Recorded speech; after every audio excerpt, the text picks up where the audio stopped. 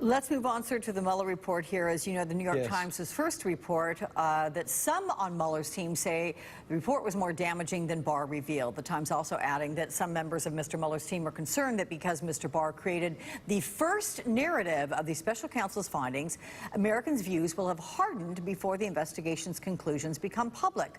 So given the potential for that to happen, should the House Judiciary Chair, Jerry Nadler, should he move forward with issuing a subpoena for the full Mueller report right now?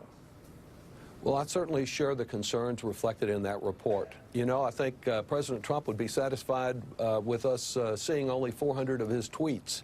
We need the full 400 pages of the report, not some 4-page bit from his appointee to prepare the way and the public mood about this report.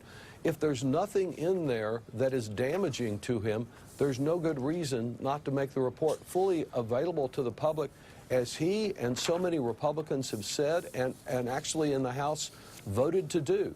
I believe that Chairman Nadler, he's got the subpoena. He's acting in a judicious way there on the Judiciary Committee, and I expect if we don't get the full report, he will proceed with a subpoena. I hope that's not necessary. And let me say, if Mr. Barr is planning to redact the report and remove things, as he said, we don't need a Reader's Digest abridged version. We need to see every blackened out word or paragraph, and he needs to give the justification for that blacking out, and then the committee can decide whether to subpoena those portions that are not provided.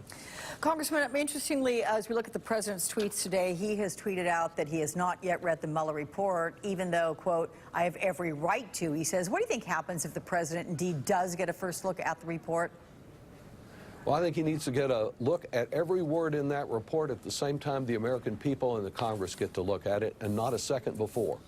Again, this is just reflective, as with his tax returns, as with all of his conduct, that he thinks he's a little bit better than the rest of us, above the law, and not entitled, not required to do what other Americans have to do.